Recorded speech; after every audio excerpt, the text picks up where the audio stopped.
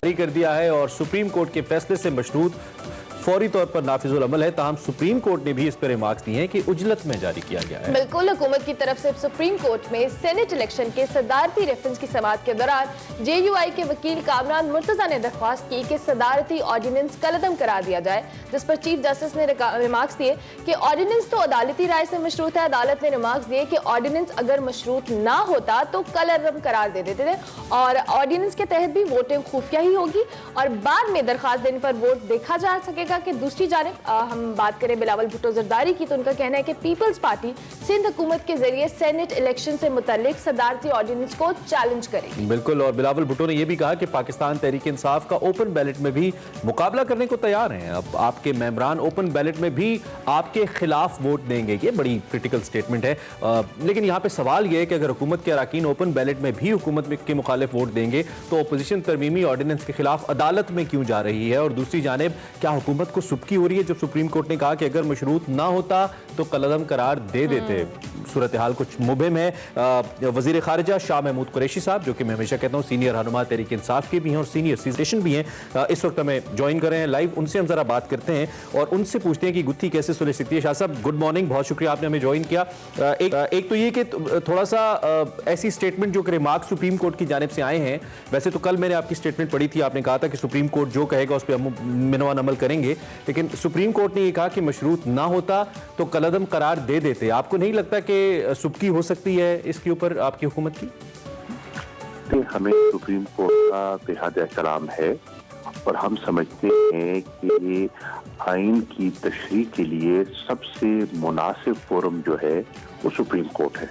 चुनाचे हमने अपना मुद्दा, हमने अपनी दरखास्त उनको पेश कर दी है। यकीनन वो आइन को समझते हैं, आइन की रूह को समझते हैं और उसके मुताबिक हमें अपनी आरा से मुस्तफीद फरमाएंगे। जो उनकी राय होगी हम उसका एहतराम करेंगे। हमारे पास दो ही रास्ते थे। एक रास्ता था कि हम इंटरप्रिटेशन के लिए उनसे रुजू करें, हमने किया। दूसरा रास्ता था कि हम आइन की तरमीम के लिए आगे बढ़े, जहां हमारे पास 2/3 अक्सरियत नहीं है और दीगर जमातें पीपल्स पार्टी, नून लीग को जो चार्टर ऑफ डेमोक्रेसी पे वो दावे करते रहे, वादे करते रहे, कौम को कहते रहे, ओपन बैलेट का मुतालबा करते रहे, उस वादे को देखें कि वो इफा भी करना चाहते हैं या कहते कुछ है करते कुछ है। तो आज हमने वो करने की कोशिश की, लेकिन देखा कि उनके मफादात इजाजत नहीं देते। वो आज भी चाहते हैं कि खरीदो फरोख्त की सियासत जारी रहे। वो आज भी करप्ट प्रैक्टिसेस को तहफ़्फ़ुज़ देना चाहते हैं। ठीक हो गया। शाह साहब, बिलावल भुट्टो जरदारी के हवाले से बात करें, बड़ा दावा किया है कि ओपन बैलेट में हुकूमती अराकीन उनको वोट देंगे। उनकी स्टेटमेंट के हवाले से आप क्या कहेंगे? देखिए, ये तो सियासी जुमलेबाजी है। तो उनको फिर खदशा क्या है? अगर वो इतने पुरएतमाद है कि ओपन बैलेट पे भी वोट उनको मिल जाएंगे तो आम आदमी भर लें, बिस्मिल्लाह आए और उस आईनी तरमीम पे साथ दे देते और कह दें कि हमें कोई मुखालफत नहीं है। एक तरफ वो कहते हैं हम अदालत जाएंगे, दूसरी तरफ कहते हैं कि हमें ओपन बैलेट पे भी वोट मिलेंगे। ये कंफ्यूजन का शिकार है। ये पीएम की सियासत कंफ्यूजन का शिकार है। ये कहते कुछ है, करते कुछ है। अभी इनकी सिमत का तयन नहीं है। इनके मफादात एक तरफ है, उनकी सियासत दूसरी तरफ है। और जब ये मुतजाद चीजें सामने आती हैं तो फिर बहकी बहकी बातें करते हैं। ठीक है। अच्छा शाह साहब, आपने खुद भी कहा कि हमारे पास चूंकि 2/3 अक्सरियत नहीं है इसलिए हमने सदारती ऑर्डिनेंस लाया, तो इससे कुछ हद तक ऐसा नहीं लगता कि पार्लियामेंट बेवकत सी हो जाती है जब एक अमल मुज़ाकरात के जरिए नहीं होता या कंसेंसस के जरिए नहीं होता? आप अरसे से पॉलिटिक्स कर रहे हैं और सभी पॉलिटिकल पार्टीज की पॉलिटिक्स को समझते हैं। आपको नहीं लगता कि कोई मुज़ाकरात का लाया अमल लॉन्च किया जाना चाहिए था, कोई अमल शुरू किया जाना चाहिए था और उसके बाद अगर बात न बनती तो इस जानिब आया जाता? या आपको लगता है कि तमाम दरवाजे पीडीएम या अपोजिशन बंद कर बैठी है मुज़ाकरात के, इसलिए आपको ये अमल करना पड़ा? आप उनके बयान सुन लीजिए।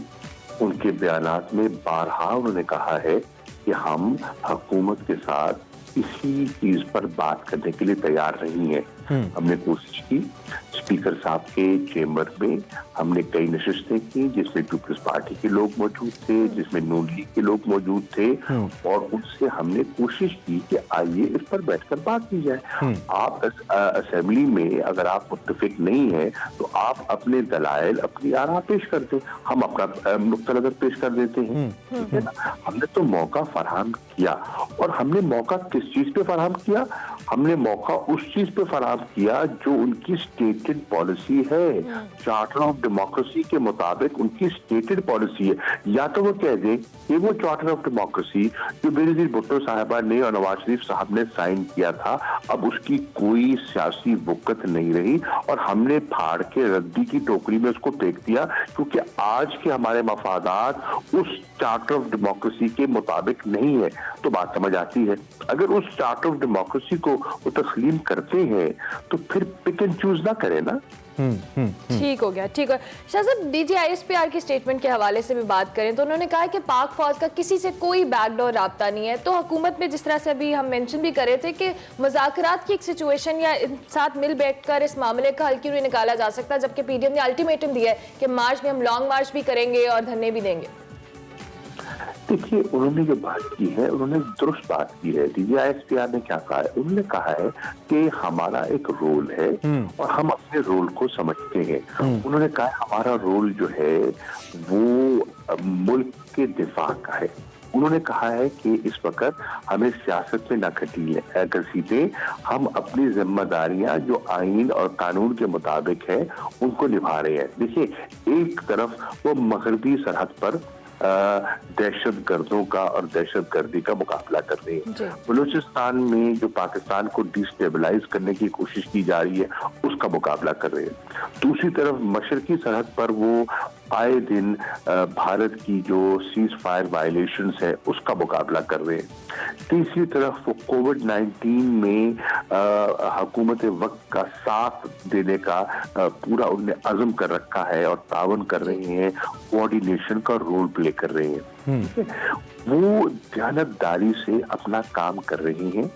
अब सियासतदान कुछ अपने मकासद के लिए चंद PTM के सियासतदान अगर उनको सियासत में घसीटते हैं, एक इदारे को मुतनाज़ा बनाते हैं, शख्सियात पे नुक्ताचीनी करते हैं, ये मुनासिब नहीं है। ये वही बयानिया है, वो उस बयानिया को तक़वियत देते हैं जो हिंदुस्तान का है, उस बयानिया को तक़वियत देते हैं जो पाकिस्तान के खिलाफ बैरूनी कुव्वतें जो पाकिस्तान के इदारों को बिल्कुल पाकिस्तान की फौज को निशाना बनाती है और कमजोर करने का उनका इरादा है।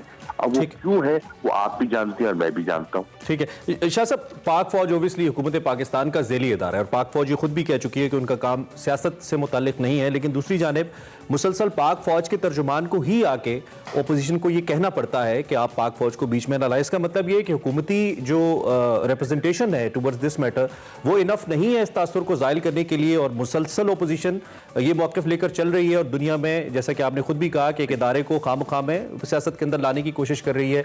क्या आप लोग अपनी जो हिकमत अमली है उसके अंदर कोई तब्दीली का इरादा रखते हैं कि इसको बेहतर तरीके से तासुर को ज़ायल किया जाए? देखिए, तासुर को देखिए, अब मैं आपके सामने अपना मौक़िफ़ पेश कर रहा हूँ। मैं न सिर्फ मुल्क का वज़ीर ख़ारजा हूँ, मैं पाकिस्तान तहरीक इंसाफ का वाइस चेयरमैन हूँ। जब मैं ये मौक़िफ़ वाज़ेह तौर पर पेश कर रहा हूँ तो इससे बेहतर ज़ायल तक करने का तरीका क्या हो सकता है? ठीक है, लेकिन ये जानते हुए कि हमारा मौक़िफ़ क्या है, वो जानबूझ के ऐसा करते हैं। ये सियासत खेल रहे हैं, ये अपने सियासी मकासद हासिल करने के लिए जानते हुए कि इसमें हकीकत नहीं है, जानते हुए कि उनसे राब्ते कोई नहीं कर रहा, वो इस किस्म के बयानात देते हैं अपनी अहमियत जतलाने के लिए, अपनी अहमियत बनाने के लिए। ठीक है, ये मैं समझता हूँ कि नादानी से और गाना बयानात है। और आप देख रहे हैं कि इस वक्त जो बागडोर है पीडीएम की वो किन हाथों में है, उन हाथों में जो है तो बिल्कुल नातजर्बाकार है। ठीक है, आपको लगता है कि आप बेहतर तरीके से हुकूमत डिफेंड करिए। आखिरी सवाल मेरा, आज अफजल गोरू साहब की हमें मालूम है मारूफ हुर्रियत रहनुमा, उनकी आज बरसी भी है और डिसइंफो लैब के बाद भारत का चेहरा पूरी दुनिया के सामने बेनकाब हुआ है। हमने जो डोजिया रखा था दुनिया के सामने, अब दुनिया उसको मान भी रही है और अक़वाम मुत्तहिदा भी तस्लीम कर रहा है। बड़ी इस सूरत हाल में सुबकी का सामना है भारत को, इस पे क्या कहेंगे आप इस सिचुएशन पे? देखिए, अल्हम्दुलिल्लाह जो हमारा मौक़िफ़ था उसकी तायद की जो यूएन मॉनिटरिंग टीम की रिपोर्ट आई है, उन्होंने पाकिस्तान के मौक़िफ़ की मनोन तायद की है। उन्होंने पाकिस्तान की मुस्बत सोच की और जो हमने जो किरदार अदा किया है अमन इस्तेहकाम के लिए, हमने जो किरदार अदा किया है दहशतगर्दी के खिलाफ, उसको एक्नॉलेज किया है, उसका एतराफ़ किया है। ये बहुत बड़ी कामयाबी है, सफारती कामयाबी है पाकिस्तान की। नंबर 1। नंबर 2, अफजल गुरु हैं या ऐसी जो लीडर्स हैं कश्मीर के, उनकी कुर्बानियों को हम खराज तहसीन पेश करते हैं। ये जद्दोजहद एक तवील जद्दोजहद है और ये जाया नहीं होगी। सही इंशाअल्लाह। सही। ये जो खून दिया जा रहा है इस तहरीक को, ये जरूर रंग लाएगा। ठीक, शाह साहब बहुत शुक्रिया, थैंक यू वेरी मच। आप हमारे साथ मौजूद थे वजीर खारिजा पाकिस्तान शाह महमूद साहब हमसे बातचीत कर रहे थे। इस पॉइंट पे हम ब्रेक लेते हैं, ब्रेक के बाद वापस आते हैं।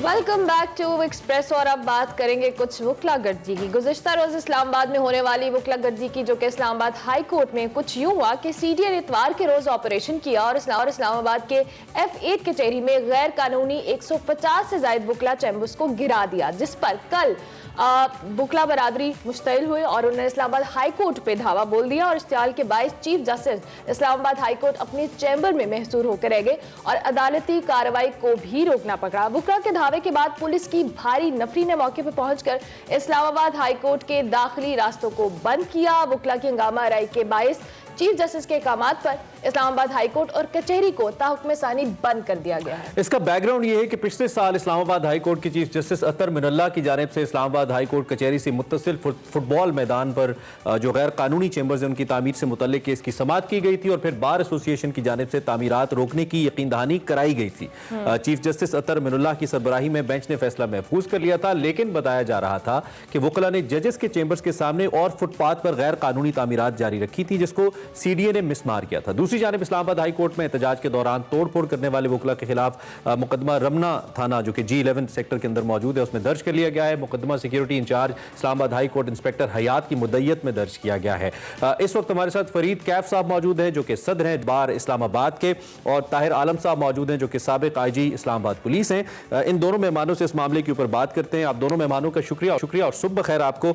सबसे पहले फरीद साहब आपसे ही बात कर लेता हूं चूंकि आपकी बरादरी है। आपको मालूम है, मैं रेफरेंस दूंगा और रेफरेंस आपको पता भी होगा, हॉस्पिटल का मामला होता है, इंस्टीट्यूट ऑफ कार्डियोलॉजी पे आप लोग अटैक कर देते हैं, अपनी ही कोर्ट्स को आप नहीं बख्शते, कोर्ट्स के अंदर लोगों को जूते मारते हैं सरों में, वीडियो वायरल पड़ी हुई है और हजारों वीडियोस पड़ी हुई हैं। तो वकला कानून से बालातर क्यों है यहां पर? देखें जी, पहले तो माजरत के साथ ये जो बात आप कर रहे हैं वकला गर्दी, जरा इस प्रोपोजिशन को मैं नहीं मानता हूँ। बात यह है कि पस मंजर हर चीज का देखा जाता है। पस मंजर आप देखें कि मैं शुरू आपने खुद ही बता दिया कि जी कल परसों रात को क्या वाकया हुआ कचहरी में। देखें, शुरू से ले लें कि कचहरी का क्या स्टेटस है।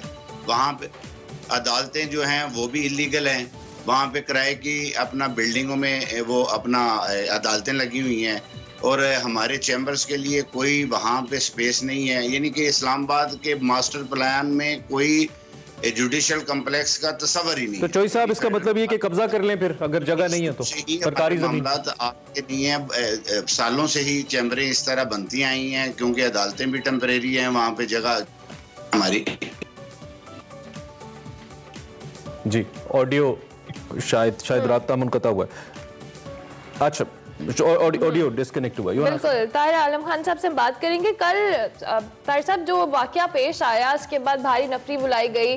अब इसी तरह से भी हम जैसे पहले बात कर रहे थे कि ये वकला अपनी ही जहां पर ये काम करते हैं उन्हीं जगहों पर ये अगर इस तरह के मामला होंगे तो ये इमेज क्या बन रहा है? मेरा ख्याल है कि वकला साहबान जो है अपने आप को कानून से मुबर्रा समझते हैं। उन्हें पता है कि अगर वो कोई भी गैर कानूनी एक्शन करेंगे तो उनके खिलाफ कोई कार्रवाई नहीं हो सकती। ज्यादा से ज्यादा मुकदमा दर्ज हो जाएगा तो फिर क्या है, वो मुकदमा फिर अदालतों ने ही खारिज कर देना होता है। हम देखते हैं कि बात सिर्फ मुकदमा दर्ज होने तक रह जाती है। फर्ज किया उनको गिरफ्तार कर लिया जाए, अव्वल तो कचहरी में घुस के पुलिस का गिरफ्तार करना नामुमकिन है क्योंकि बहुत से मुकला इकट्ठे हो जाते हैं। फर्ज किया उनके घरों से जाकर उनको गिरफ्तार कर लिया जाता है, तो अगले दिन पेश कहाँ करना है, पेश अदालतों में करना है। और अदालतों में जब पुलिस पेश करने जाएगी तो वो पुलिस वाले जो पेश करने जाएंगे वो तशद्दुद का निशाना बनेंगे इनके। और मैंने बारहा देखा है कि यही जज साहबान जिनको वकला ने तशद्दुद का निशाना बनाया, पुलिस तो शुरू से इनके हाथों पिटती आई है, ये खुद वकला को रिलीफ देते हैं, जमानत देते हैं। कल प्रोग्राम का आज उसमें भी हम इंशाल्लाह ताला देखेंगे कि भी, लेकिन देखेंगे शर्फसंद भी तो उसमें होंगे ना कि कौन सी ऐसी ताकतें हैं जो कि हमें बार और बेंच को आपस में लड़ा रही हैं। ये सारी ताकत आपकी है सर। परसों की कार्रवाई इसका पस मंजर बनी और उसके बाद ये कल वाला वाक़या। सर हम तो हैरान हैं कि आप इस कल की कार्रवाई को जस्टिफाई करें, वो भी नेशनल टीवी पर बैठ के, जो कानून आप पढ़ते हैं और जिस कानून की आप तलकीन करते हैं लोगों को बैठ के कि ये कानून है, आप उसी कानून की खिलाफ वर्जी कर रहे हैं। हमारे पास जगह नहीं है क्योंकि टोटली वो टेम्परेरी सेटअप है किसी फेडरल बार का। आप यकीन मानिए, आप ये बात करके, फरीद साहब बात सुन लीजिए ना, बात सुन लीजिए फरीद साहब, आप ये बात करके अपने उन चंद सौ, फरीद साहब सुन लीजिए, आप ये बात करके अपने उन चंद सौ वकला को तो जस्टिफाई कर देंगे, शायद उनको खुश कर दें जिन्होंने आपको इस ओहदे पे बिठाया है या आप जैसे कई लोगों को, लेकिन इस वक्त करोड़ों लोग, वो लोग जो कि इस वक्त आपकी जानिब देखते हैं और आप पाकिस्तान की पढ़ी लिखी एलीट हैं, वो यकीनी तौर पे बहुत नाला है आपसे और वो अफसोस कर रहे हैं कि ये कैसे पढ़ा लिखा तबका है। इस बेसिक जी आप तक शायद आवाज। ताहिर आलम साहब आखिरी कमेंट आप कर दीजिएगा प्लीज इस सारी सूरत हाल के ऊपर, न सिर्फ कंडेम नहीं कर रहे बल्कि जस्टिफाई करें।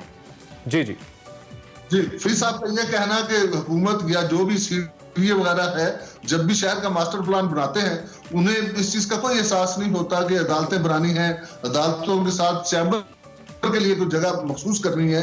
ये बिल्कुल उनकी, मैं समझता हूँ कि फरीद साहब की बात इस हद तक दुरुस्त है कि ये उनकी इंतहाई लापरवाही है। लेकिन इसके साथ साथ मैं देखता हूँ कि वकला जहां जगह मिलती है बगैर कोई सोचे समझे, जगह मिले ना मिले, सड़क हो फुटपाथ हो, वो अपना चैम्बर बना लेते हैं। और इस वक्त भी इस्लामाबाद कचहरी में बहुत से चैम्बर खाली पड़े हुए हैं। इस्लामाबाद कचहरी में एक ग्रुप है जो कि जगह कब्जा करता है, चैम्बर बनाता है, दूसरे वकला को बेच देता है। मेरा ख्याल है कि इस सिलसिले में बार को एक्टिव रोल प्ले करना चाहिए। तमाम चैम्बर जो है वो बार की मलकियत होनी चाहिए और बार को ये फैसला करना चाहिए कि किसको चैम्बर देना है, और किसको कौन से वकला एक मैकेनिज्म होना चाहिए। ठीक आलम साहब और फरीद साहब, thank you very much. Farid Kaif साहब बहुत शुक्रिया, आपने हमें ज्वाइन किया। लेकिन बहुत ही अफसोसनाक बात है, चीफ जस्टिस जो कि खुद इंसाफ की अलामत है किसी भी कोर्ट की हम बात करें, उन्हीं को कल अगर उनके ऑफिस में मैसूर कर दिया गया और फिर उनको जाके सुप्रीम कोर्ट में चीफ जस्टिस सुप्रीम कोर्ट को सारी सूरत हाल बताना पड़ी, तो एक आम आदमी को इंसाफ क्या मिलेगा? क्या वकला कानून से बालातर हैं? और अफसोस की बात हुई है कि ओहदेदारान आके कंडेम भी नहीं करते, सूरत को उल्टा जस्टिफाई करते हैं। इंतहाई अफसोस की बात है। ये मामला किस जानिब जा रहा है, हम इस पे बात करते रहेंगे, हम इस पे बात ही कर सकते हैं। अब तो हमें भी डर ही लगता है, बात करेंगे तो शायद बाहर कोई वकील ही ना आ जाए। ब्रेक लेते हैं, ब्रेक के बाद वापस आते हैं।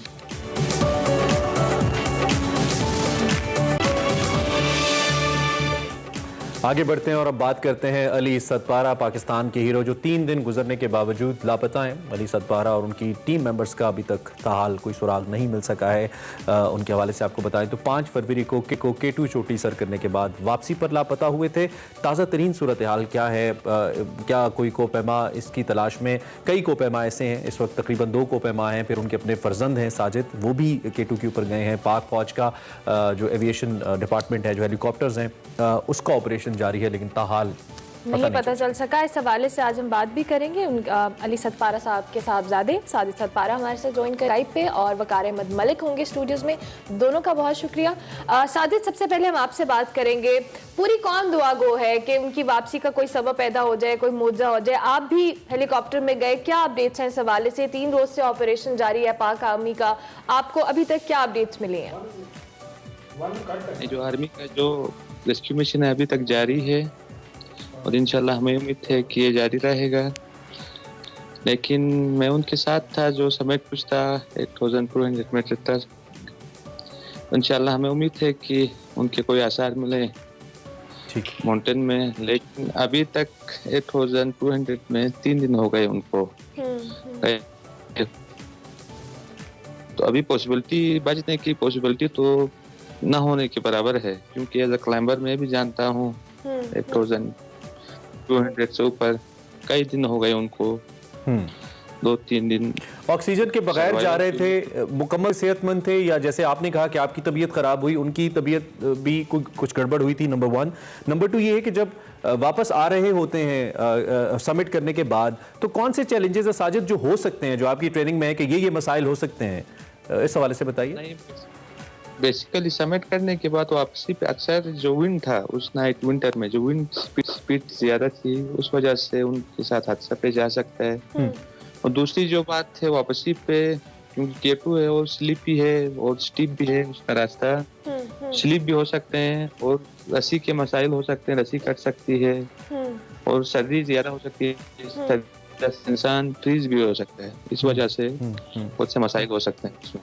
ठीक हो गया। साजिद, हम आपसे और भी बात करेंगे। वकार भाई, अनफॉर्चुनेटली वाकया है, 3 दिन से ऑपरेशन जारी है, पूरी कौम दुआ कर रही है कि उनका कुछ सुराग मिल जाए। और क्या सिचुएशन है उनकी शख्सियत के हवाले से, हम सोशल मीडिया पे वीडियोस भी देख रहे हैं, क्योंकि mountain climbing is itself a very और K2 की जब हम बात कर रहे हैं, तो क्या आप कहेंगे? मोहम्मद अली सतपारा जो हैं वो हीरो जो है वो बहुत सारी उनकी जहतें हैं और बहुत ही टेक्निकल, बहुत ही कमाल आदमी। दुनिया में जो 14 8000 है उसमें से 8 उन्होंने सर कर रखे थे। नागा पर्वत 4 दफा सर कर रखा था, जिसको किलर माउंटेन कहते हैं और जिसकी एक पूरी हिस्ट्री है। सैकड़ों लोग उस पर मर गए, मतलब उसको सर करते हुए।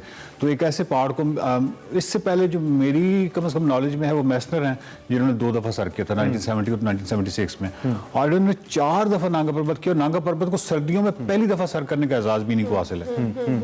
ठीक है, ये बड़ा कमाल है। ठीक है, अच्छा हम इस पे जो कि बात करें साजिद, एक तो ये कि हमने अब तक जितनी भी खबरें हमारे पास आई, आपने कहा कि उम्मीद कम है लेकिन अल्लाह मौजज़ों पे कादिर है, कल भी मैंने कहा था उम्मीद रखनी चाहिए हमें। टेक्निकली स्पीकिंग इस वक्त जो सूरत हाल है इसमें अगर इन केस खुदा न खास्ता अगर कोई जान की बाजी हार जाता है, तो ऐसे क्या सर्कमस्टांसेस हैं जिसपे जो सर्च है वो मुश्किल हो सकती है? चूंकि कल भी हमें पता चला कि आपने 7500 7500 तक फ्लाई किया आर्मी के हेलीकॉप्टर के अंदर, तो जरा हमें सर्च के हवाले से बताइए। और कुछ बैग्स और स्लीपिंग बैग्स और इस तरह की चीजें भी मिली, कल कुछ पिक्चर्स आई थी। नहीं, बेसिकली जो सर्च ऑपरेशन है वो हाली का जो कुछ लिमिट्स होते हैं उसमें 8000 से ऊपर हाली फ्लाई नहीं कर सकता है। तो ये भी एक मसाइल है कि हाली की फ्लाइट पॉसिबल नहीं है 8000 से ऊपर। और दूसरी जो बात है, ये विंटर K2 है, इसमें मौसम जो कोई ऐसा दिन मिले कि साफ क्लियर हो, आपको K2 मिले, तो मौसम भी इसमें बहुत बड़ी रुकावट सर्च ऑपरेशन में। और दूसरी जो बात है, हम जो K2 बेस पे सारी जो टीमें थी वो हो चुकी हैं, सारी जो टीम्स थी, जो शर्पा टीम्स, यूरोपियन क्लाइंबर्स थे, वो सारे क्लोज हो चुके हैं। अभी उधर एक्लोमेटाइज और एक्सपीरियंस बंदे भी मौजूद नहीं हैं जो पहले K2 पे चढ़ते थे, तो रेस्क्यू मिशन ये भी पॉसिबल नहीं है। और बाकी अभी हमें लगता है कि एज ए क्लाइंबर मैं भी क्लाइंबर हूँ और 2019 में K2 सबमिट किया था मैंने भी। और एज ए क्लाइंबर मुझे लगता है कि सर्वाइवल की उम्मीद तो ना होने के बराबर है उनकी। 3 दिन हो गए 8000 से ऊपर। और बाकी उनकी बॉडी के लिए सर्चिंग इंशाल्लाह हम करेंगे और आर्मी का मुकम्मल ताउन हासिल है, यहाँ की लोकल गवर्नमेंट, सिविल गवर्नमेंट, उनका भी मुकम्मल ताउन है और इंशाल्लाह ताउन करते रहेंगे। ठीक, और हम आखिरी हद तक उनकी बॉडी की इंशाल्लाह हमारे हीरो हैं और उनके हौसले K2 से बुलंद है, इसमें कोई दो राय नहीं है। वकार भाई साहब, आप चूंकि बता रहे थे ये कितना बड़ा वाक़या है, हम अगर माउंटेनियरिंग की बात करते हैं, कोपेमाई की बात करते हैं। कल एक सिमिनिटी, आई थिंक मैं उनका नाम सही ले रहा हूँ, एक बहुत बड़े कोपेमा, कल उनका इंतकाल है वो लॉन्च से हुआ, वो भी एक बहुत बड़े कोपेमा थे। और इनके साथ जॉन स्नोरी भी हैं जो आइसलैंड से इनका ताल्लुक है, पाब्लो भी हैं। तो ये बहुत बड़ा एकदम से एक सवाल सा आ गया है माउंटेनियरिंग के ऊपर, क्या कहेंगे आप? देखिए, माउंटेनियरिंग के हवाले से सबसे पहले तो यह है कि पाकिस्तान के अंदर बड़ा कम है इस हवाले से, यानी स्पोर्ट्स पाकिस्तान में सबसे बड़ी स्पोर्ट्स तो माउंटेनियरिंग होनी चाहिए थी। अच्छा, उसकी क्योंकि हम उस तरह अवेयर नहीं है तो सोशल मीडिया पे बड़ी अजीबोगरीब बातें सुनने को मिली, जिसको मैं इस मौके का फायदा उठाते हुए एक बात कहना चाहूँगा कि आपके जहन में ये बिल्कुल निकल जाना चाहिए कि जो माउंटेनियर होते हैं वो बहुत ब्रेव लोग होते हैं, क्योंकि हमने समझा कि सिर्फ दलेरी होती है, वो सिर्फ दलेर नहीं होते, वो अक्लमंद तरीन लोग होते हैं। क्योंकि माउंटेनियरिंग के लिए जो है आपको बहुत साइंटिफिक होना पड़ता है, आपको आपके अंदर प्लानिंग की, मनसूबाबंदी की बहुत अच्छी सलाहियत होनी चाहिए, फैसला साजी की बहुत अच्छी सलाहियत होनी चाहिए। और उसके बाद ये जो इन्होंने तो बहुत सारी इसमें क्या कहते हैं इख्तराहें की थी जो मोहम्मद अली सतपारा बहुत ही ज़हीन थे। जो नागा पर्वत की फर्स्ट विंटर एक्सपीडिशन है वो पॉसिबल ही नहीं थी अगर मोहम्मद अली सतपारा उसमें ना होते। तो मतलब ये है कि वो सिर्फ ब्रेवरी नहीं है, उसके साथ साथ इंटेलिजेंस है, उसके साथ ज़हानत सारी जुड़ी हुई है। तो सिर्फ ये नहीं है कि वो सिर्फ दिलेर होते हैं। और इस तरह के बहुत सारे मुगालते हैं, लेकिन वो मुगालते तभी दूर होंगे जब पाकिस्तान में माउंटेनियरिंग के खेल को जितना ज्यादा फरोग दिया जाएगा। साजिद, आपकी जानिब आएंगे दोबारा से। अब आपके वालिद, जिस तरह से भी हम बात करें कि बहुत टेक्निकलिटीज इन्वॉल्व होती हैं, क्योंकि आप भी उनके साथ थे, आपने भी ऑब्वियसली उस चीज़ को एक्सपीरियंस किया होगा। अब जब टेक्निकलिटीज में जाते हैं और कुछ डिसीजन मेकिंग होती है, किस हद तक आप अपने वालिद के हवाले से बताएंगे कि किस तरह से उनकी एक स्ट्रॉन्ग विल थी या किस तरह से वो एक डिसीजन मेकिंग की पावर रखते थे?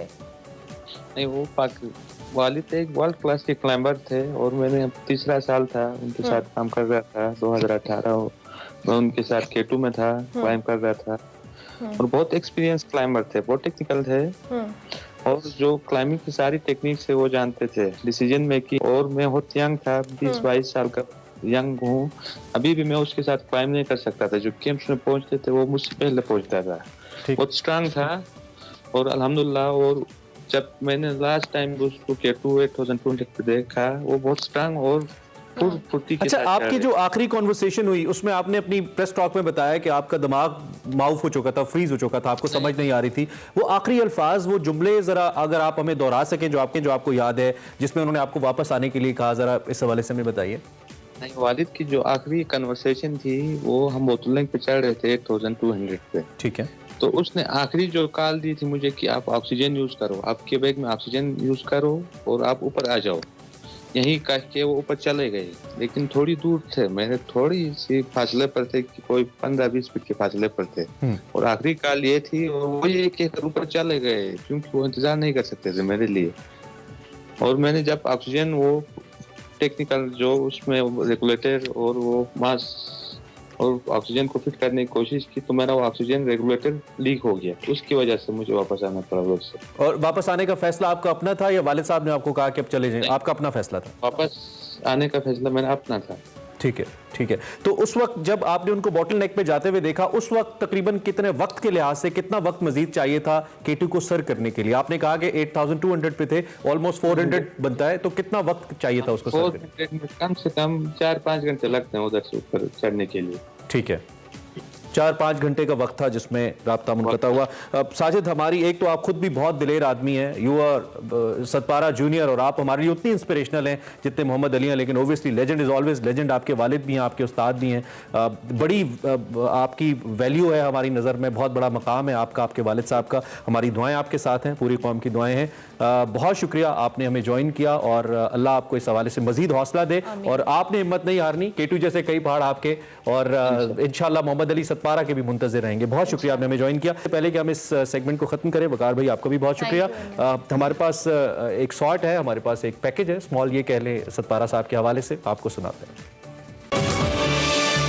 Welcome back to Expresso. और अब बात करेंगे कुछ नफ्सियाती सेहत के बारे में। बिल्कुल, नफ्सियाती सेहत बहुत ज़रूरी है। हम फिजिकल हेल्थ पे तो बात करते हैं, लेकिन जो मेंटल हेल्थ है वो भी बहुत इंपॉर्टेंट है। नफ्सियाती मसाइल को लेकर दुनिया भर में मुख्तलिफ टैबूज पाए जाते हैं।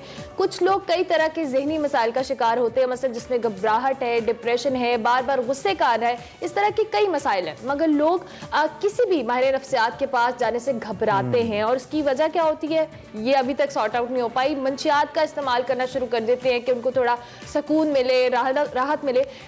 बदकिस्मती से ज़हनी सेहत के मसाइल को लेकर पाकिस्तान में भी कुछ हालात अच्छे नहीं हैं। एक बैनुल-अक़वामी जरीदे के मुताबिक पाकिस्तान में ज़हनी सेहत का जो शोबा है वो सबसे ज़्यादा निगलेक्टेड है। पाकिस्तान में बात की जाए तो आबादी का तकरीबन 10 से 16% जो हिस्सा है वो ज़हनी अमराज में मुब्तला है। इसमें अफराद जो है जिसमें ख़वातीन की तादाद जो कदरे ज़्यादा है, और हर 10,000 अफराद की बात की जाए तो सिर्फ एक माहिर नफ्सियात है। That's very low. और वही बात की निगलेक्टेड है, जबकि 40 लाख बच्चों के लिए सिर्फ एक माहिर नफ्सियात है। और अगर हम हॉस्पिटल्स के हवाले से बात करें तो 4 बड़े हॉस्पिटल्स हैं जो ज़हनी अमराज के हल में पेश हैं। लोगों को ज़हनी मसाइल से किस तरह से बचाया जाए, उनको गाइडेंस किस तरह से दिया जाए ताकि वे मुस्तकबिल में ज़हनी मसाइल का शिकार होने से बच सके, इस हवाले से हमें बात करेंगे। आज हमें डॉक्टर आसिफ खान और डॉक्टर यास्मीन खान ने ज्वाइन किया, जो कि क्लिनिकल साइकोलॉजिस्ट हैं। का में प्रैक्टिस की है, इन्होंने अपने करियर का आगाज़ 1985 में किया था जिन्ना हॉस्पिटल कराची से, लेकिन अब ये दोनों अमेरिका से वापस आ चुके हैं और अब ये पाकिस्तान में ज़हनी अमराज के हवाले से जो बढ़ते हुए मसाइल हैं उनको लोगों को हल करने में हेल्प कर रहे हैं। डॉक्टर आसिफ खान और डॉक्टर यास्मीन खान हमें ज्वाइन करें, बहुत शुक्रिया आप दोनों का। Welcome to the Expresso. सबसे पहले तो हम बात करें ज़हनी मसाइल के हवाले से या ज़हनी अमराज के हवाले से। पाकिस्तान में स्पेसिफिकली लोग नफ्सियाती मसाइल के हवाले से इतना खुलकर बात क्यों नहीं करते? खुलकर बात नहीं करते क्योंकि स्टिग्मा है। जी, स्टिग्मा है क्योंकि लोग जो हैं उसको मसला समझ रहे हैं। ठीक है, सही है, सुन रहे हैं आपको, आप बोलती रहिए। ठीक है। जब मैं छोटी थी तो मुझे याद है कि मैं अपनी फैमिली के साथ गई थी घूमने के लिए हैदराबाद, और फिर उन्होंने गिद्धू बंदर दिखाया था। जब मैंने गिद्धू बंदर देखा वो नक्शा में नहीं भूल सकती, इसलिए कि वहां पर जो मैंने समा देखा वो ये कि मर्द औरतें सलाखें थी और उसके पीछे से उनके हाथ निकल रहे हैं, वो चीख रहे हैं, वो चिल्ला रहे हैं। एंड इट वाज लाइक, मैं ये सोच रही हूँ ये जेल, तो मैं छोटी थी और मैं सोच रही थी जेल तो नहीं है, ये लोग सलाखों के पीछे क्यों हैं और ये इतना चीख क्यों रहे हैं, चिल्ला क्यों रहे हैं? फिर आपको मालूम पड़ा कि लोग नफ्सियाती सेहत के लिहाज से मसाइल का शिकार है। जी हाँ। कौन से, डॉक्टर आसिफ आप ये बताइए कि कौन से लोगों को ये समझ लेना चाहिए कि उनके साथ नफ्सियाती मसला है और उनको हमारे नफ्सियात के पास जाना चाहिए? इस सबसे पहले तो बीमारी को बीमारी समझेंगे तो इलाज की तरफ जाएंगे ना। क्या ऐसी सिम्टम्स है जिसके बाद एक शख्स को हमारे नफ्सियात के पास जाना चाहिए?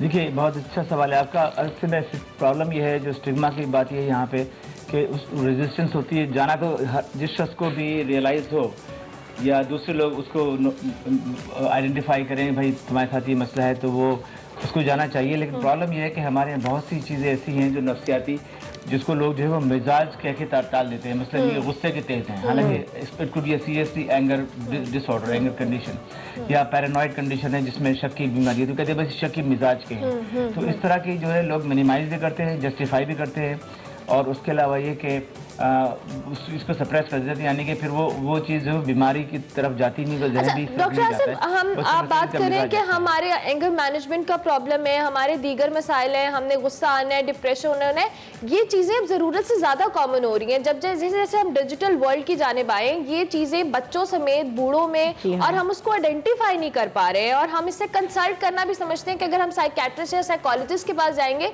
तो लोग हमें पागल बोलेंगे। सो इस हवाले से भी हमें लोगों को एजुकेट करने की ज़रूरत है।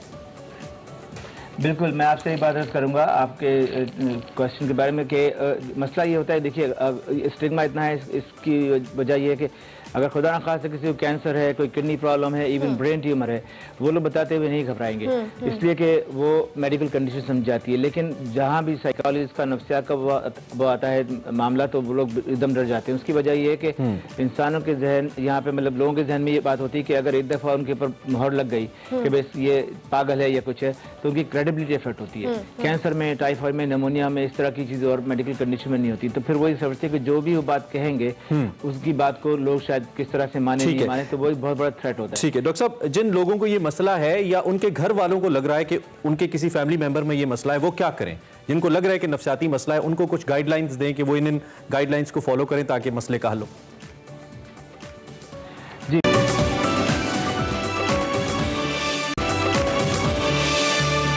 Welcome back to Expresso program के दूसरे हिस्से में आपको खुशामदीद। और अब हमारे शो में हमारा अगले सेगमेंट मेरा पाकिस्तान की, इसमें आज बहुत स्पेशल होने वाला है। पाकिस्तान समेत दुनिया भर में बच्चों में दिल के आर्जे का यह हफ्ता मनाया जा रहा है और इस दिन को मनाने का मकसद बच्चों में दिल के अमराज की बरवत तशखीस करना है। इस हवाले से सेगमेंट मेरा पाकिस्तान में हिना न्याजी पाकिस्तान में बच्चों के पहले हार्ट हॉस्पिटल गई और मेरा पाकिस्तान में हम देखेंगे और जानेंगे कि वहाँ पर क्या काम हो रहा है, बच्चों को किस तरह से जो कि इलाज की सहूलियात दी जा रही हैं। चाइल्ड हार्ट डिजीज वीक के हवाले से खुसूसी मेरा पाकिस्तान देखिए। अस्सलाम वालेकुम नाजरीन, पाकिस्तान में हज़ारों बच्चे पैदा होते ही दिल के आर्जे में मुब्तला होते हैं और बरवक्त इलाज ना होने की सूरत में वो जान की बाजी हार जाते हैं। आज मैं एक ऐसे इदारे में मौजूद हूँ जो ऐसे बच्चों के लिए काम करता है जो पैदा होते ही दिल के आर्जे में मुब्तला होते हैं। आज मैं पाकिस्तान चिल्ड्रन हार्ट फाउंडेशन में मौजूद हूँ। चल के इनके founder and one of the volunteer CEO से बात करते हैं।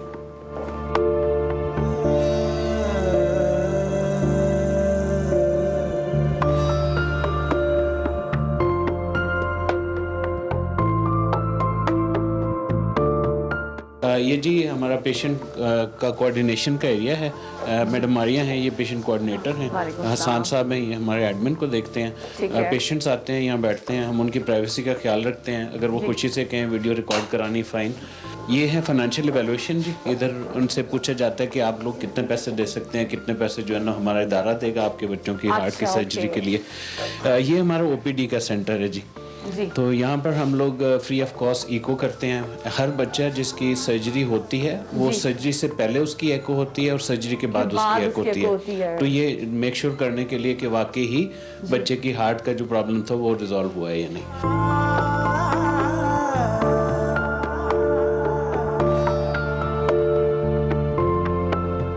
सर, अब हम चाहेंगे कि आप हमें हॉस्पिटल का भी विजिट करा दें। जी ठीक है।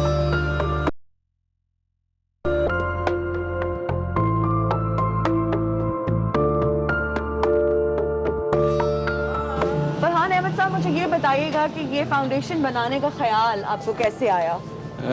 असल में जी जब घर में एक ऐसी ट्रेजेडी हुई जहाँ मेरी बेटी कंजेनिटल हार्ट डिजीज़ के साथ पैदा हुई और फिर अल्लाह ने उनको अपने पास बुला लिया, तो फिर हमें ये लगा कि डेफिनेटली हर चीज़ के पीछे एक रीज़न होती है। अगर अल्लाह ने हमें एक मौका दिया तो चलो कुछ ऐसी चीज़ जिस पर अभी बात नहीं हो रही तो हम कोशिश करते हैं। तो that's how this foundation was established, Pakistan children heart foundation. इस फाउंडेशन के मतलब और मकासद है, उसमें से एक मेन मकसद है वो बच्चे जो इस वक्त क्यों में लगे हुए हैं और बच्चों का इस वक्त लंबी कतारें हैं और उनकी हार्ट की सर्जरीज नहीं हो रही, तो हमारा इदारा मुखैर हजरात से ज़कात डोनेशन लेकर इन बच्चों की हार्ट की सर्जरीज कराता है। जी सर, मुझे ये बताइएगा कि सालाना आपके पास कितने फंड्स, कितनी डोनेशन इकट्ठी होती हैं जिनसे बच्चों का इलाज होता है? जी तकरीबन जी हमारा जो बजट होता है वो हर रोज़ की एक सर्जरी कराने का, और एक सर्जरी पर तकरीबन 5 से 6 लाख रुपया लगता है। एवरेज 5 लाख का रखें तो हम तकरीबन 400 से ज़्यादा केसेस सर्जरीज के करवाते हैं। अच्छा। तो तकरीबन हमारा बजट होता है 20 करोड़ के करीब। उसमें से मेजॉरिटी पैसा ज़कात का होता है जो ज़कात के मुस्तहिक बच्चों पर लग जाता है। जी सर, मुझे ये बताइएगा कि सालाना यहाँ कितने बच्चे आते हैं जिनका इलाज होता है? जी ये एक उन सेंटर्स में से एक सेंटर है जिसको हम ओन भी और ऑपरेट भी करते हैं। तो साल के यहाँ पर हम तकरीबन 200 से 250 से करीब ऑपरेशन करते हैं। अच्छा। एक चीज़ मैं चाहूँगा कि यहाँ आपके तवज्जुह से कि जितने भी हेल्थ कार्ड के इनिशिएटिव हैं वो यहाँ पर फ्री ऑफ कॉस्ट ट्रीट होते हैं। अच्छा सर, मैं चाहूँगी कि आप ये हॉस्पिटल का हमें थोड़ा सा विजिट करा दें, हमें थोड़ा सा टूर दे दें, हमें बता दें कि यहाँ पे टीचिंग हॉस्पिटल कहाँ पर है, ऑपरेशन थिएटर कहाँ पर है, कौन सा जो है ना डिपार्टमेंट कहाँ है, तो थोड़ा सा हमें टूर करा दें। जी ज़रूर, मैं आपको ना पहले तो जो हमारा कंजेनिटल हार्ट डिजीज़ का एक सेंटर बना हुआ है, इसका हमने नाम रखा है PCHF।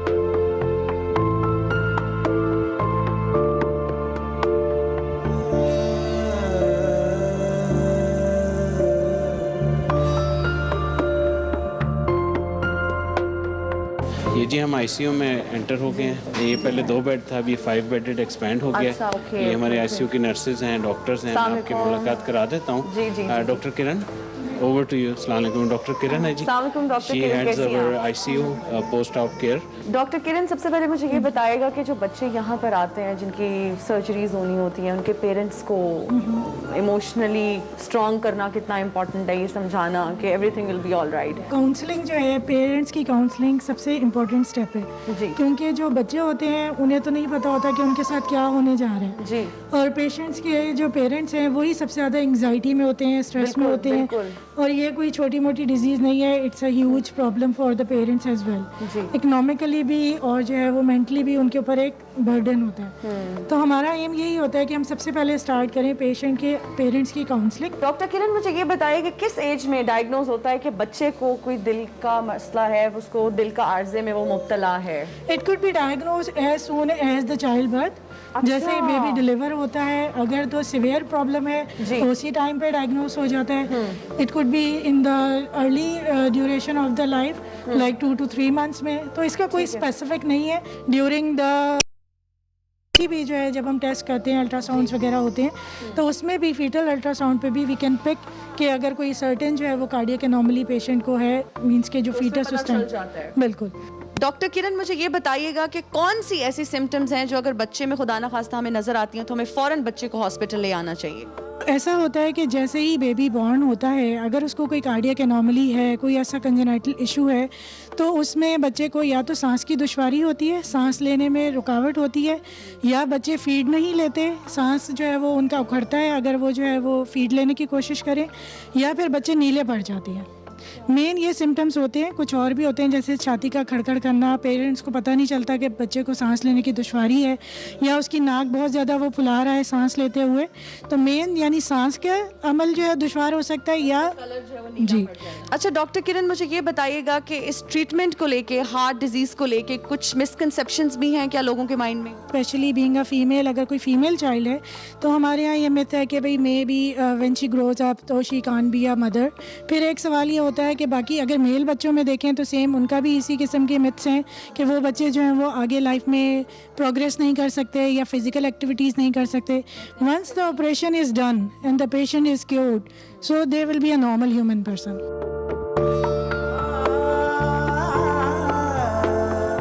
अस्सलाम वालेकुम डॉक्टर साहब, क्या नाम है आपका? वालेकुम सलाम जी, मेरा नाम डॉक्टर अरसल अलीम है। डॉक्टर साहब, हमने अक्सर देखा है कि अगर बच्चा जो है वो दिल के आर्जे में मुब्तला है तो पेरेंट्स बड़े रिलक्टेंट होते हैं, वो बहुत डरते हैं, और जब छोटे बच्चों की बात आती है तो वो तो फूल की मानद होते हैं। आप मुझे ये बताएं कि ऐसे पेरेंट्स के लिए आप क्या मैसेज देंगे? बिल्कुल नहीं, आपने बिल्कुल सही बात की कि एक बहुत ही मुश्किल टाइम होता है पेरेंट्स के लिए भी और पेशेंट के लिए भी हिमसेल्फ, मगर हमारी कोशिश होती है कि एज सून एज पॉसिबल ना ऑपरेशन हो जाए इन बच्चों का। कुछ जितनी जल्दी इनका ऑपरेशन हो जाता है ना, उतना इनका ज़्यादा चांस होता है रिकवरी का भी और एक लाइफ लॉन्ग एक ट्रीटमेंट का। जो थोड़े से लेट हो जाते हैं ऑपरेशन, उनकी फिर आपको मल्टीपल सर्जरीज करनी पड़ती हैं। डॉक्टर साहब, मुझे ये बताइएगा कि कितने छोटे बच्चे का इलाज हो सकता है? देखिए उसमें अगेन वो यही होता है कि जितनी जल्दी डायग्नोज हो जाए, जो एंटीनेटल डायग्नोज हो जाते हैं बर्थ से पहले, उनकी कोशिश होती है कि बर्थ के फ़ौरन 1-2 दिन बाद उनकी सर्जरी हो जाए। हमारे पास 3 दिन के बच्चे भी हैं जिनकी 3 दिन एज है, जिनकी सर्जरी हो चुकी है, सक्सेसफुल हो चुकी है। तो ऑब्वियसली उसमें यही होता है कि जितनी जल्दी डायग्नोज हो जाए उसके फ़ौरन बाद सर्जरी करा ली जाए। हाँ जी।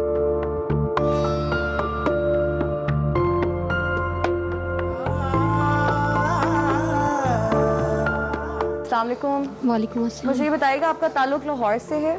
जी नहीं, इस्लामाबाद से। अच्छा, इस्लामाबाद से है। तो किस उम्र में आपको पता चला कि आपके बच्चे को ये हार्ट का मसला है, प्रॉब्लम है? तकरीबन 6 माह की उम्र से। 6 माह की। और आप यहीं पर ही आ रही हैं? जी यहीं पे आ रही हूँ। ठीक है, ओके। तो कैसा महसूस करती हैं कि ऐसा एक इदारा बना दिया गया है इन बच्चों के लिए जहाँ इनका इलाज हो रहा है?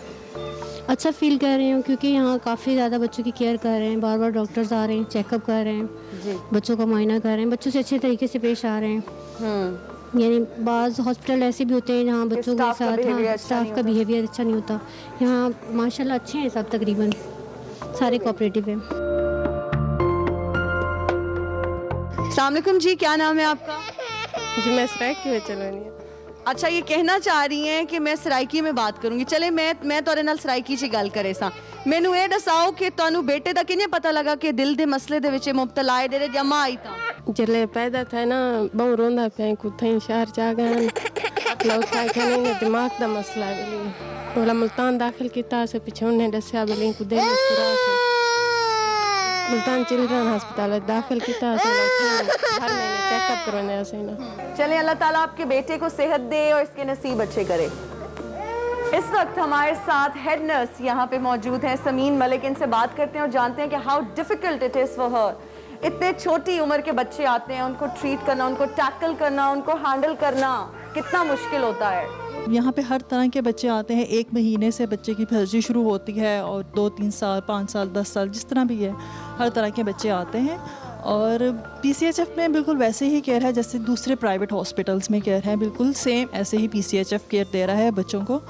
और ये बहुत मुश्किल है। सबसे पहले तो ये बहुत बड़ा अल्लाह ताला की है, ताला ने हमें हिम्मत दी है और पेरेंट्स के लिए भी है। लेकिन यहाँ पे बहुत ये है, अल्लाह का शुक्र है, बहुत हर तरह की सर्जरीज हो रही हैं और बहुत सक्सेसफुल सर्जरी हो रही हैं।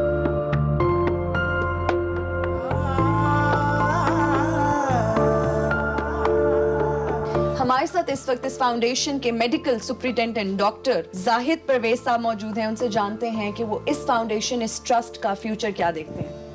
जी, बिस्मिल्लाहिर्रहमानिर्रहीम। पाकिस्तान चिल्ड्रन हार्ट फाउंडेशन और university of Lahore teaching hospital के कोलैबोरेशन से यहाँ पे नॉन अफोर्डिंग जो बच्चे कंजेनिटल हार्ट डिजीज़ से आते हैं उनकी सर्जरीज हो रही हैं। और पिछले 2 साल से तकरीबन 300 के करीब हार्ट सर्जरीज हो चुकी हैं।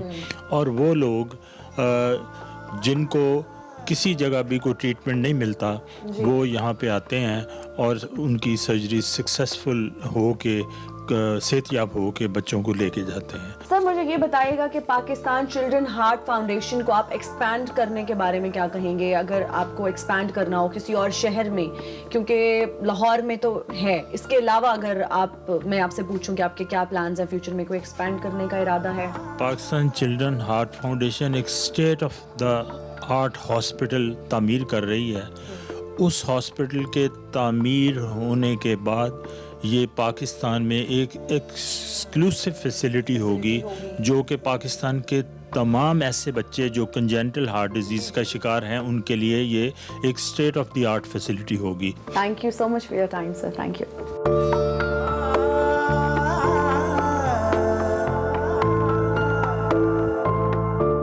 अंदर तो आपने हमें सारा टूर करा दिया, अब बाहर का भी हमें थोड़ा सा दिखा दें कि बाहर के एरिया में क्या हो रहा है, क्योंकि मुझे कुछ कंस्ट्रक्शन नज़र आ रही है जैसे कोई नई बिल्डिंग बन रही हो।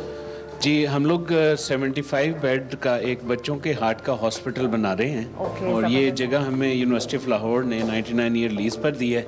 अच्छा। अल्हम्दुलिल्लाह हमने 12 सितंबर को इसकी इनॉग्रेशन की थी। फिर आफ्टर प्रॉपर बिडिंग प्रोसेस हमने एक टॉप लीडिंग फर्म है उनको कॉन्ट्रैक्ट अवार्ड किया है जी। और अभी रिसेंटली आप देख सकते हैं ये पहले ये जो जगह है ये तकरीबन 5.5 कनाल है। टोटल प्रोजेक्ट है जी 75 बेड का फेज़ 1 में। इसकी टोटल लागत है तकरीबन 1 अरब और 25 करोड़ रुपया जी। और ये स्पेशलाइज्ड बच्चों के हार्ट का हॉस्पिटल होगा जी। बहुत शुक्रिया, thank you so much sir for your time. Thank you. नाज़रीन, ये था आज का मेरा पाकिस्तान। ये सेगमेंट करके इस कार्य खैर में मैंने तो अपना हिस्सा डाल दिया और इनकी डोनेशंस का जो कॉन्सेप्ट है वो मुझे बहुत पसंद आया और मैं भी ऐसे ही डोनेट करूंगी। और वो ये है कि 1 लाख पाकिस्तानी 1000 रुपए हर माह 1 साल के लिए अगर डोनेट करें तो इस कार्य खैर में बढ़ चढ़ कर हिस्सा ले सकते हैं और इस नोबल कॉज के लिए डोनेट कर सकते हैं। हम एक्सप्रेसो के प्लेटफॉर्म से आपसे अपील करते हैं कि प्लीज़ दिल खोल कर ज़कात व अतियात दें, डोनेट करें, क्योंकि आपकी डोनेशंस इन बच्चों की कीमती जानें बचा सकती हैं। मुझे दीजिए इजाज़त। Welcome back to Expresso. क्योंकि हमने सेहत की भी बात की, बहुत सारे दीगर मामलात की, तो एक और मसला आपके इंटरेस्ट का है, महंगाई, उसकी बात करते हैं। बिल्कुल, महंगाई की बात करेंगे तो आए दिन महंगाई बढ़ती चली जा रही है। चाहे खुरनोश की बात करें तो कीमतें आसमान से बातें कर रही हैं। अदारा शुमारियात की जानिब से जारी गुज़िश्ता हफ्ते की रिपोर्ट में कहा गया है कि महंगाई की जो शरह है उसमें मजीद इजाफा हो गया है। महंगाई की शरह के हवाले से आपको बताएं तो 53% यानी कि 53% का जो इजाफा रिकॉर्ड किया गया है, जबकि मजमू मजमूई शरह की बात की जाए तो 7.82 तक पहुंच गई है। 31 अशियाए खुरोनोश की कीमतें में इजाफा रिकॉर्ड किया गया, जिनमें चिकन है, दाल माश है, दाल मसूर है, मसाला जात है, इनकी कीमतें भी बढ़ गई हैं। दूसरी जानिब बात की जाए वजीर आजम की, ज़ेर सदारत हुकूमती मौशी टीम का इजलास हुआ, जिसमें वजीर आजम इमरान खान ने कहा कि बिला वास्ता टैक्सेस का बोझ सबसे ज्यादा गरीब तबकात पर पड़ता है और बिला वास्ता टैक्सेस का बोझ कम करने पर खुसूसी तवज्जो दी जाए। इजलास में बुनियादी शाय खुरोनोश की कीमतों पर में कमी के हवाले से और आम आदमी को रिलीफ देने के हवाले से कहा गया है कि और साथ साथ मुस्तहिक खानदानों को जो टारगेटेड सब्सिडी है उसकी फराहमी के हवाले से मुख्तलिफ तजावीज़ भी दी गई हैं। ये किस हद तक पॉसिबल है?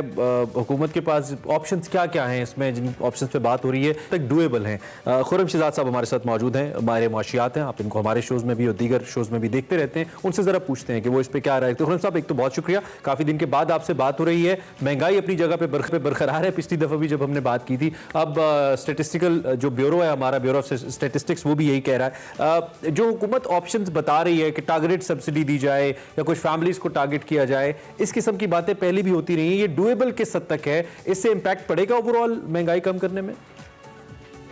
जी अस्सलाम वालेकुम। पहले तो एक नंबर में शायद थोड़ा करेक्ट कर देता हूँ। ये जो 53% आपने कहा, ये 5.3% है, 53% नहीं है। ये 5.3% जो है इस जो लास्ट मंथ गया है जनवरी का, इसमें महंगाई हुई है। और ये महंगाई पहले बढ़ रही थी 8-9% से, उससे पहले 12-15% से बढ़ रही थी, 12% 13% से बढ़ रही थी। अब उसमें स्लो डाउन आया है, यानी कि महंगाई की शरह तो बढ़ रही है बट शरह में स्लो डाउन आया है। महंगाई कम से जो है वो अब बढ़ रही है और इसमें सब्जियों की कीमतें खास तौर पे नीचे आई हैं। आलू, प्याज, टमाटर, इनकी कीमतें नीचे आई हैं और बाकी में महंगाई है ऑफ कोर्स, लेकिन फूड में ये जो हिस्सा है इसमें थोड़ी सी कमी हुई है, जो कि अच्छी चीज है। उसके अलावा आपने कहा कि जी जो है गवर्नमेंट पैसे दे देगी या गवर्नमेंट जो है वो महंगाई को कम करने में इसमें जो है वो मदद मिलेगी। मेरा नहीं ख्याल कि पैसे दे देने से मदद मिलती है इतनी ज्यादा। ये शॉर्ट टर्म सॉल्यूशंस होते हैं जो सस्टेनेबल नहीं होते। इससे बेहतर ये होता है आप इंडस्ट्री लगाएं ताकि लोगों का जो रोजगार है उनको वो मिले और लॉन्ग टर्म बेसिस पे मिले, वो कुछ सीखें भी और अपनी फैमिली के लिए खुद कफील हों उस चीज में। तो जहां तक महंगाई कम करने का ताल्लुक है उसमें सप्लाई चेन, वो हम आजकल बात कर रहे हैं फार्म टू मार्केट। ये हमारे जो मेजर मसला है वो है फूड का, यानी कि जो खाने पीने की अशिया हैं उनमें जो है वो बहुत ज्यादा महंगाई होती है और उसमें सबसे बड़ा प्रॉब्लम हमारी पूरी सप्लाई चेन है। यानी कि या तो हम इम्पोर्ट करते हैं या लोकली प्रोड्यूस करते हैं। जो लोकली हम फूड प्रोड्यूस करते हैं वो इनफ नहीं है। पिछले 10-15 सालों में हमारी पॉपुलेशन का साइज जो है वो 50% से भी ज्यादा बढ़ा है 15-20 सालों में इनफैक्ट, और हमारे यहाँ जो फूड की प्रोडक्शन है वो उस पेस के साथ नहीं बढ़ी। तो ऑब्वियसली आपके यहाँ जो शॉर्टेज हुई है, फिर उसके अलावा आपको पता है होर्डिंग के मसले हैं, फिर प्राइस प्रॉफिटेरिंग होती है, ये बड़ा बड़ा प्रॉब्लम है। तो हमें मार्केट में इन्वेस्ट करना है, स्ट्रक्चर करना है मार्केट को, प्लस फार्म टू मार्केट जो है ना वो उसको इम्प्रूव करना है। यानी कि जो बीच में आरती हैं, डिस्ट्रीब्यूटर्स हैं, सबको ये जो स्ट्रक्चर की आप बात करें, हमारी आबिद सुलहरी साहब से बात हो रही थी, वो टास्क फोर्स का भी हिस्सा है, तो उन्होंने हमें बताया कि हुकूमत इस पे काम कर रही है कि जी एक डेटाबेस बने जिसमें हमें पता हो कि कौन सी प्रोडक्ट कितनी पैदा हो रही है, कितनी ग्रो होने की हमारे पास कैपेसिटी है और उसको कैसे डिस्ट्रीब्यूट किया जाना। ये बहुत अच्छा है, लेकिन ऑब्वियसली इट्स टाइम कंज्यूमिंग और it's time taking, I must say.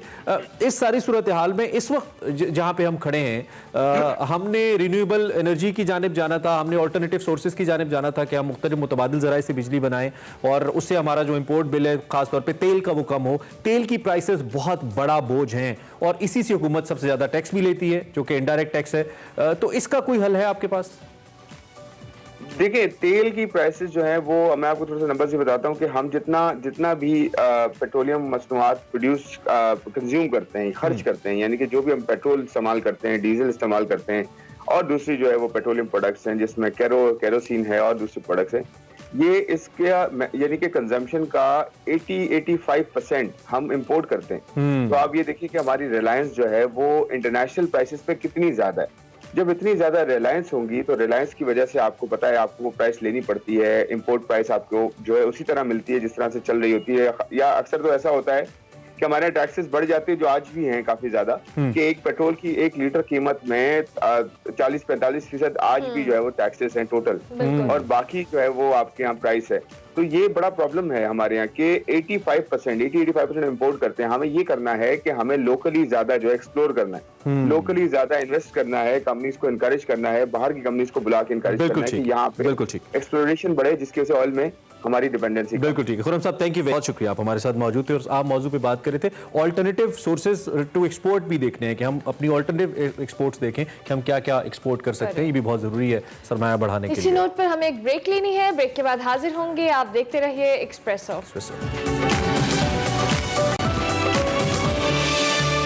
Welcome back to express. और अब बात करते हैं हमारे दिल के नजदीक बहुत ही अच्छी खबर की, जिसकी आते ही हमने बात की थी। Pakistan versus South Africa series जीत ली हमने 18 साल के बाद। मतलब हमने कहा था कि जिंदगी बदल दी, जज्बात बदल दिए और बहुत ही जबरदस्त सीरीज पिंडी के अंदर, और इस मौके में बनता है बाबा जी पिंडी।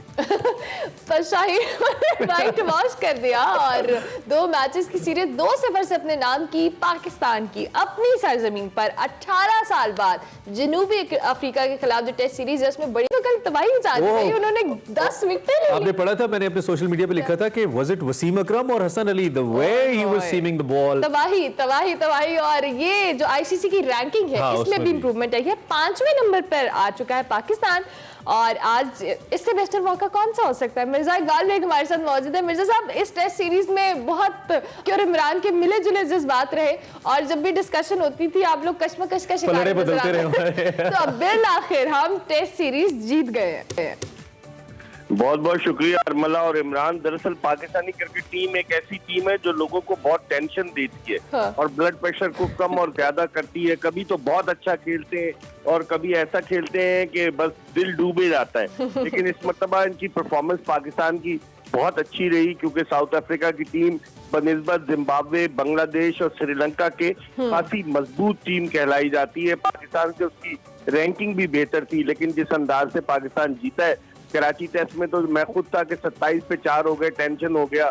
यहाँ पर भी आप देखें सेकंड इनिंग्स में हमारे 4 खिलाड़ी जल्दी आउट हो गए 60 से ज्यादा रन पर, और फिर रिजवान ने परफॉर्मेंस दी। तो पाकिस्तान की ये कारकर्दगी बड़ी अच्छी है, लेकिन हमें खुशी के शादियाने बजाने के बजाय उन खामियों पे भी तवज्जो देनी होगी, क्योंकि अब हमें इस साल इंग्लैंड का दौरा करना है और वहाँ हमें टेस्ट सीरीज खेलनी है। तो आप देखें माजी में हमने ऑस्ट्रेलिया, इंग्लैंड, न्यूजीलैंड के खिलाफ जो रिसेंट टेस्ट सीरीज खेली है उन तीनों में हमें शिकस्त हुई है। तो हमें अपनी परफॉर्मेंस को बेहतर बनाना होगा। बहुत सारे एस्पेक्ट्स हैं, जैसे ओपनर्स की कारकर्दगी बड़ी मायूस कुन रही, फिर कैचेस हमने जो है वो अच्छे भी लिए और ड्रॉप भी किए। ग्राउंड फील्डिंग कल तो कुछ कैचेस बहुत अच्छे लिए हमने वैसे। जी हाँ, तो वो ये सारी चीजें इमरान इनको हमें देखना पड़ेगा कि किस तरीके से। मैं समझता हूँ साउथ अफ्रीका बड़ा अंडर प्रेशर था, हालांकि उनकी बड़ी पावरफुल बैटिंग लाइनअप थी, लेकिन सारे नाकाम हो गए। डुप्लेसी को देखें, सिर्फ 55 रन बनाए 4 इनिंग्स में। क्विंटन डिकॉक ने सिर्फ 45 रन बनाए। तो इससे आप अंदाजा लगा सकते हैं कि उनकी टीम जो थी वो उसको हमने बिल्कुल ही जिसे कहते हैं कि प्रेशर में लाकर, दबाव का शिकार बनाकर बिल्कुल उसको हैंड्स अप करा दिया। ठीक है मिर्जा, तो हसन अली को आप कैसे देखते हैं? इसमें कुछ जो एक्सपर्ट्स हैं वो मिसबा को भी क्रेडिट दे रहे हैं कि पहले मैच से डिसअपॉइंट नहीं हुए, हसन अली को रिटेन किया और फिर हसन अली ने 10 विकेटें ले ली और बड़ी कमाल विकेटें ली, आम विकेटें नहीं ली, बहुत जबरदस्त तरीके से आउट किया। कैसे देखते हैं? बिल्कुल, हसन अली की वापसी हुई है। कल भी मैंने आपसे बात की थी कि हसन अली की जो वापसी हुई है बड़े धमाका खेज अंदाज से, वो आदमी ठोकर खाकर संभलता है ना इमरान। तो हसन अली जब क्रिकेट से बाहर से, क्रिकेट उनकी शनाख्त है, उन्होंने मेहनत की, डोमेस्टिक सीजन खेले। असल उनकी कामयाबी की वजह पूरा वो डोमेस्टिक सीजन खेले, पाकिस्तानी विकेटों पर उन्होंने बॉलिंग भी की, बैटिंग भी की और उसका उन्हें बड़ा एडवांटेज मिला। और रिवर्स स्विंग उन्होंने सबसे ज्यादा पाकिस्तान के जो 3 फास्ट बॉलर्स थे, शाहीन आफरीदी, फहीम अशरफ, हसन अली, उनमें सबसे अच्छी रिवर्स स्विंग हसन अली ने की, जिसका उनको क्रेडिट मिला। अब उन्हें चाहिए कि इस अपॉर्चुनिटी को ग्रैब करें और तवज्जो दें, वो पाकिस्तान के लिए तवील अरसे तक खेल सकें। मेरे साथ T20 सीरीज भी हो रही है लाहौर में, उस हवाले से क्या देख रहे हैं? किस तरह से, जिस तरह से टेस्ट में हमने कामयाबी हासिल की है, T20 में क्या सिचुएशन आपको नजर आ रही है? लाहौर में 5200 तमाशाइयों में अरमला आप मौजूद होंगी कि नहीं होंगी? क्योंकि मिर्जा साहब आप मुझे बुलाएंगे, वो 5200 में 2 हम ही तो होंगे, तभी तो 200 मुकम्मल होगा और आप भी होंगे यकीनी तौर पे हमारे साथ। वो तो इंशाअल्लाह ताला। तो वो T20 सीरीज की अगर बात करें तो टीम निस्बतन कमजोर है। उनके कप्तान है हेनरिक लॉसन। हालांकि साउथ अफ्रीका ने पहले अपनी T20 टीम का ऐलान कर दिया था। ऑस्ट्रेलिया ने जब दौरा मंसूख किया साउथ अफ्रीका का, तो साउथ अफ्रीका की T20 टीम लाहौर के लिए परवाज कर चुकी थी। तो साउथ अफ्रीका ने कहा कि नहीं, हमारे तमाम टेस्ट प्लेयर्स, ये जो टीम थी वापस आएगी और जो T20 टीम गई है वही खेलेगी पाकिस्तान के खिलाफ। तो हेनरिक लॉसन उनके कप्तान है, बाकी काफी नए खिलाड़ी हैं। एडवांटेज है पाकिस्तान को। पाकिस्तान T20 में बेहतर रहा है। सरफराज अहमद की कप्तानी में मुसलसल 11 सीरीज जीते, उसके बाद से डाउनफॉल शुरू हुआ। तो मैं समझता हूँ कि T20 पाकिस्तान को जीतना चाहिए, considering the week team of south Africa. लेकिन हम वीक टीम का तजुर्बा पहले भी कर चुके हैं 2019 में, जब श्रीलंका की कमजोर टीम आई थी और व्हाइट वॉश करके गई थी T20 सीरीज में। तो हमें ये अपने जहन में रखना पड़ेगा, किसी भी हमें खुशफहमी में का शिकार नहीं होना पड़ेगा। बस मिर्जा साहब, ये ग्रूव जो है ना, हमने देखा है कल जबरदस्त PSL का गाना आया था ना, वेक मेरा ग्रूव, तो मुझे लगा कल हसन अली ज्यादा इंप्रेस हो गए इससे। But we are so happy कि हम जीते हैं, और आपका तजिया भी यही कह रहा है कि आप जीते जरूर, खुशी जरूर मनाएं, लेकिन ज्यादा ईजी नहीं होना। This is what we have got from your analysis. Thank you very much, बहुत शुक्रिया आपने हमें अलग ज्वाइन किया और जबरदस्त मसालेदार किस्म का तजिया हमारे साथ। मिर्जा इकबाल बेग हमारे साथ मौजूद थे। अभी हमें एक ब्रेक लेनी है, ब्रेक के बाद हाजिर होंगे। आप देखते रहिए एक्सप्रेसो।